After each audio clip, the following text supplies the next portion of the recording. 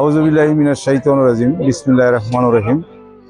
আমি অমর 21 গ্রন্থমেলা থেকে পরন্ত বেলায় সকলকে শুভেচ্ছা জানাচ্ছি। আপনারা যে যেখানে যে অবস্থানে থাকেন ভালো থাকুন। ফাল্গুনের এই আমেজে মনের শিহরণের মাধ্যমে আপনারা আপনাদের ছেলেমেয়েদেরকে শিশু মনের বিকাশ সাধনের জন্য বইমেলায় নিয়ে আসুন এবং তাদেরকে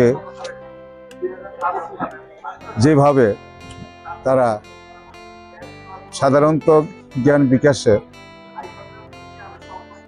আগ্রহী হয়ে ওঠে, আপনারা বইমেলায় সাথে নিয়ে আসবেন, তাদের ইচ্ছে মতো বই কিনে দিবেন।